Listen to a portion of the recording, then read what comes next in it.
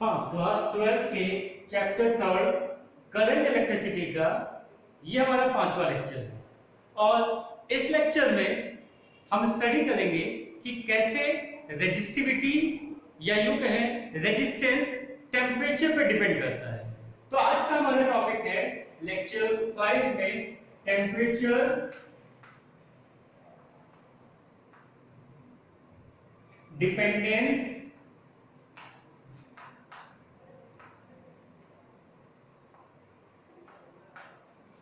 of resistance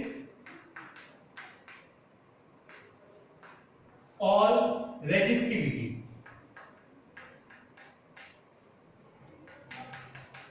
देखिए last lecture में Ohm's law में रेजिस्टेंस के बारे में हम लोगों ने स्टडी किया था और वहां पे हमारे पास रेजिस्टेंस का रिलेशन आया था R is equal to m l upon n e square a tau.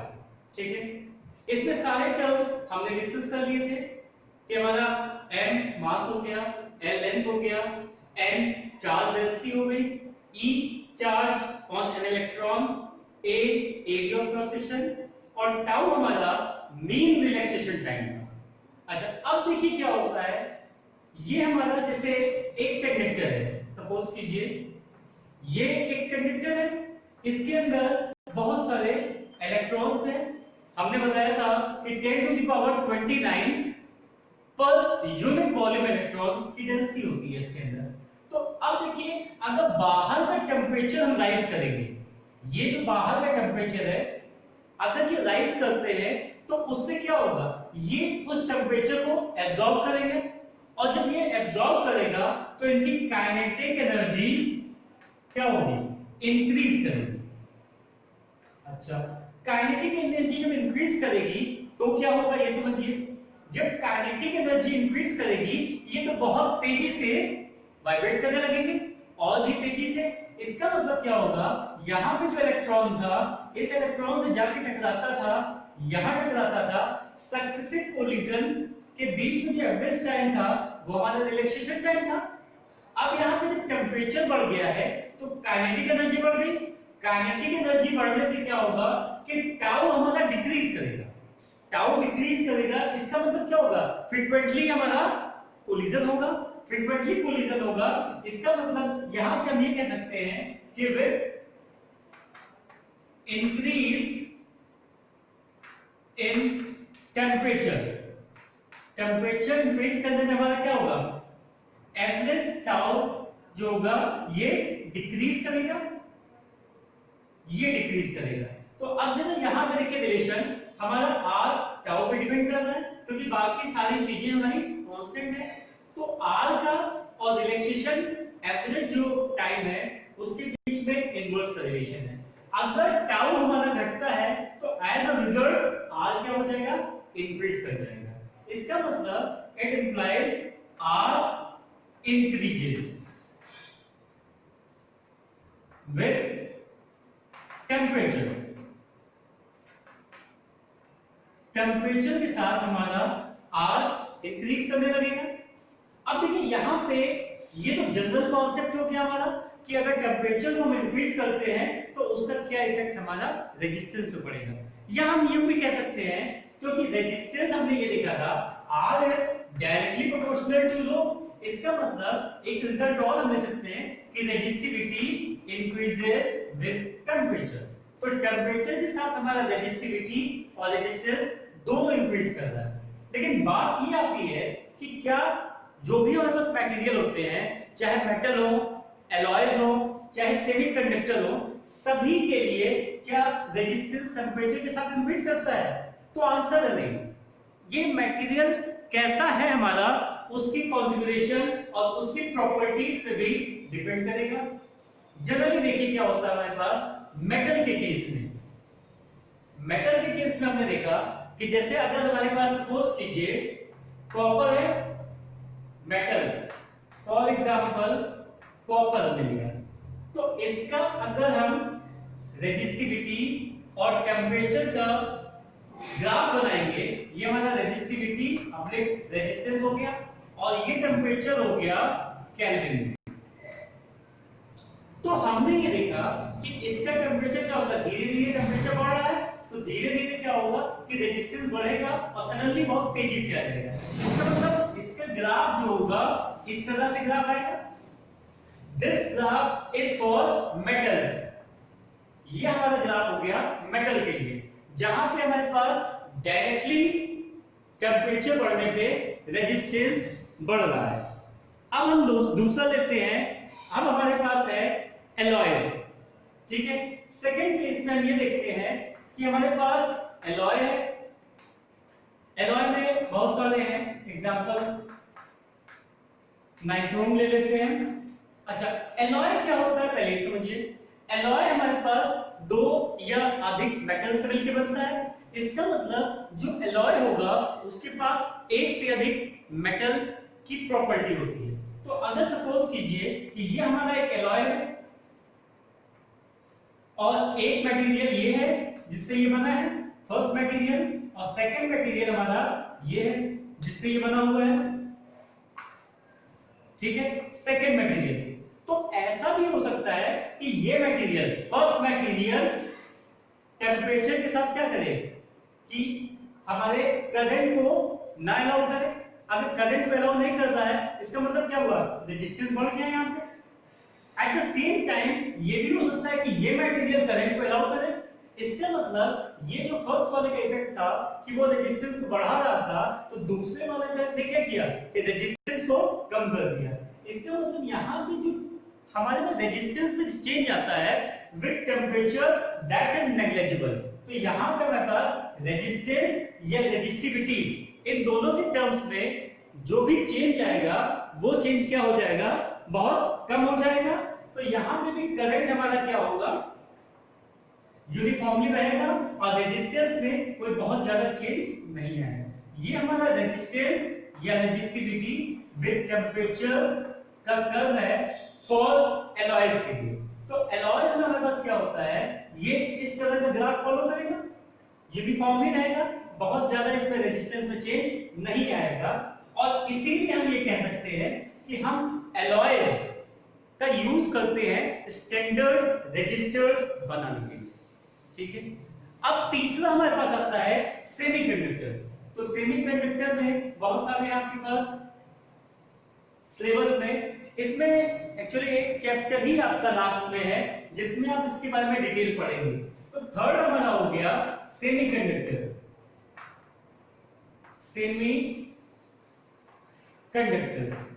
Semiconductors में क्या होता है, देखिए ध्यान दीजिए। करंट का हमारे पास ड्रिफ्ट वेलोसिटी के साथ रिलेशन है I is equal to NEABD, ठीक है। और ये जो N हो गया हमारे पास नंबर डेंसिटी। तो हम ये जानते हैं कि this N increases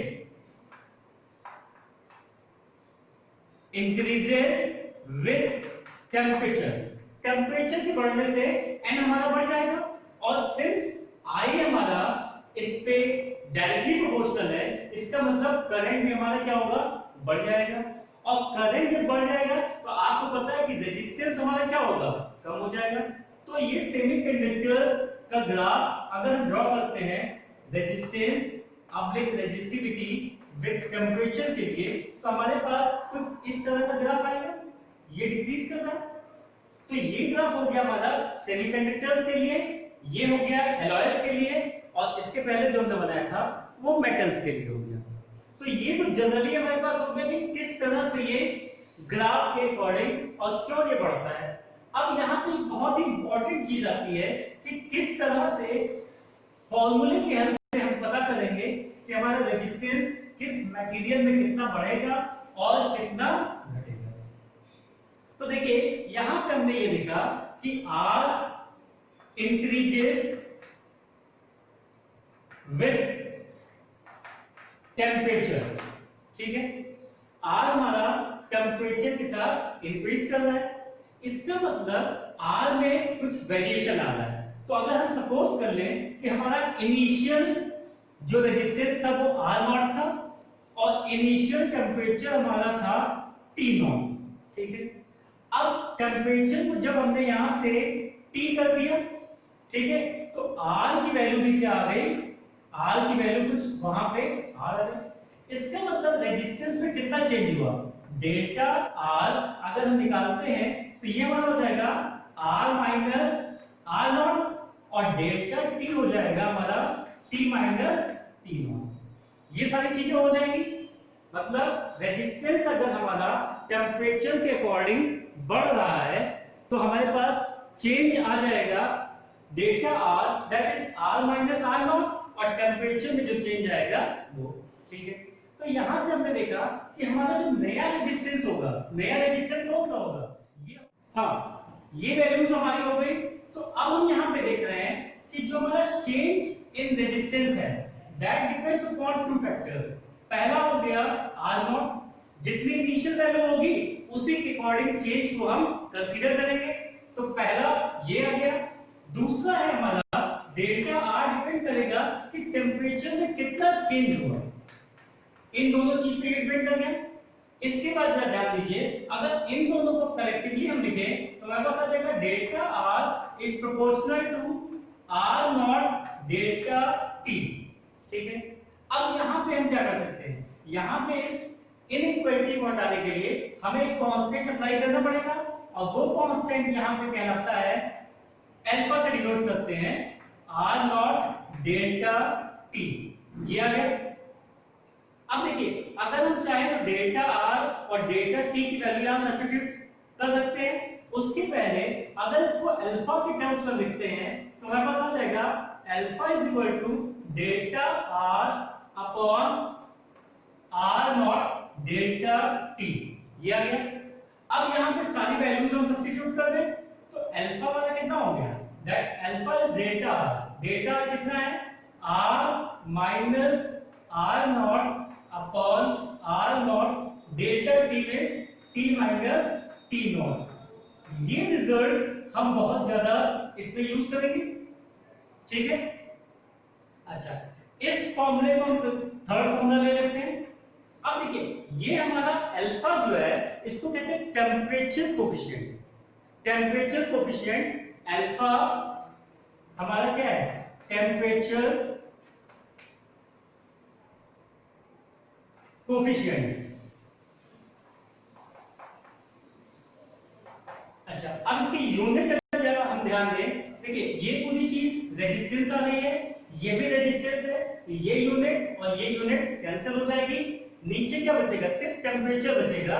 तो अल्फा की जो यूनिट होगी, unit of alpha, unit of alpha, इसको हम लिख सकते हैं पर डिग्री सेल्सियस और पर केल्विन। ये हम अल्फा की यूनिट्स यहां पे लेंगे। अच्छा, स्टार्टिंग में हमने ये बताया था कि हमारा resistance is directly proportional to resistivity होता है। इसका मतलब यहां पे इस फॉर्मूले को हम इस तरह से लिख सकते हैं। देखिए, इक्वेशन थर्ड है हमारा, ये इक्वेशन थर्ड है, इसको हम ऐसे भी लिख सकते हैं alpha is equal to resistance की जगह रेजिस्टिविटी कर दें तो यहां पे बनेगा d rho upon rho naught delta, या dt कर लीजिए, चलिए डेल्टा की कर लीजिए, ये हो गया। इस चीज को हम कहते हैं, ये जो है वाला D rho upon rho not, इसको कहते हैं fractional change in resistivity, fractional change in resistivity. तो देखिए, अल्फा को यहां से हम डिफाइन कर सकते हैं coefficient of resistivity that is defined as the fractional change in resistivity per unit change in temperature. इस तरह से हम रेजिस्टिविटी को डिफाइन कर सकते हैं। अब बात ये आती है कि हमारे पास जो मटेरियल्स होते हैं, मेटल हो गए, नॉन मेटल्स हो गए, सॉरी मेटल हो गया, एलॉयज हो गया और सेमीकंडक्टर हो गया, इसमें इसकी वैल्यू क्या होती है। तो अल्फा की वैल्यू से ही पता चलेगा कि वो हमारा रजिस्टर किस तरह का है। तो देखिए, फॉर मेटल्स मेटल्स के लिए क्या होता है, अल्फा इज पॉजिटिव, इसकी वैल्यू आती है पॉजिटिव। और सेकंड है फॉर सेमीकंडक्टर, सेमीकंडक्टर इसकी वैल्यू होती है अल्फा की नेगेटिव, ठीक है। और तीसरा जो है हमारा बहुत इंपॉर्टेंट है, ये है फॉर एलॉयज। एलॉयज के लिए क्या होता है कि अल्फा इज नेग्लिजिबल, नेग्लिजिबल। तो अल्फा की वैल्यू पे ही डिपेंड करेगा, जहां पे टेम्परेचर कोफिशिएंट हमारा नेग्लिजिबल होगा वही मटेरियल हमारा सुटेबल होगा फॉर मेकिंग स्टैंडर्ड एलॉयज। और इसीलिए हम स्टैंडर्ड जो रेजिस्टेंस बनाते हैं वो एलॉय का ही बनाते हैं। अच्छा, अब इस पे कुछ क्वेश्चन हम डिस्कस कर लेते हैं, ठीक है। तो पहले ये नोट कर लीजिए, इसके बाद क्वेश्चन को डिस्कस करते हैं। हाँ, यहाँ पे हमारे पास दो क्वेश्चन है। एक वायर दिया है जिसका रेजिस्टेंस है 3.1 ohm at 30 degree Celsius and 4.5 ohm at 100 degree Celsius. हमें अल्फा निकालना है, तो अल्फा का फॉर्मूला हमारे पास क्या होता है, alpha is equal to change in resistance, that is R2 minus R1 upon original value T2 minus T1। तो R2 हमारा कितना है 4.5 माइनस 3.1, ओरिजिनल वैल्यू है 3.1, और टेम्परेचर है T2 100 माइनस 30, 100 माइनस 30। तो ये वैल्यू हमारी आ गई। जब इसको सॉल्व करेंगे तो 1.4 डिवाइडेड बाय 3.1 इनटू 70, ये डेसिमल कैंसिल हो गया, 7 10 या 7 2 जा। तो इसको जब सॉल्व करेंगे तो ये वैल्यू आएगी 0.0064 अप्रॉक्सीमेट पर डिग्री सेल्सियस। तो अल्फा की वैल्यू इस केस में इतनी आ गई। अब हम दूसरा क्वेश्चन सॉल्व करते हैं। दूसरा भी सेम इसी तरह से है, उसको भी ध्यान से देखिए। यहां पे भी हमें क्या कैलकुलेट करना है, अल्फा कैलकुलेट करना है। तो अल्फा का फॉर्मूला क्या है, alpha is equal to R2 minus R1 upon R1 T2 minus T1। तो R2 हमारे पास कितना है 2.7, ये हो गया 2.7 माइनस 2.1 अपॉन 2.1 इनटू 100 माइनस 27.5। तो ये वैल्यू आ जाएगी आपकी 0.6 डिवाइडेड बाय 2.1 इनटू 72.5। अब इसको आप कैलकुलेशन कर सकते हैं, और कैलकुलेशन करने के बाद आपका आंसर यहां पे आ रहा है 0.0039 पर डिग्री सेल्सियस। तो इस तरह से अल्फा की वैल्यू हम कैलकुलेट कर सकते हैं। अब ऐसा भी हो सकता है कि यहाँ पे अल्फा दिया हो, R1 R2 दिया हो, T1 दिया हो, T2 निकालना हो, या कोई भी एक अननोन वैल्यू हो, बाकी वैल्यूज आपको दी हो, उसको आपको निकालना है। तो एक चीज ध्यान दीजिएगा, अगर टेम्परेचर यहाँ पे सेल्सियस में है तो यहाँ पे पर डिग्री सेल्सियस का आंसर आएगा। अगर ये केल्विन में दिया है तो इसको पर केल्विन में आंसर निकालिएगा। बाकी इस तरह के क्वेश्चंस आप प्रैक्टिस करिएगा। तो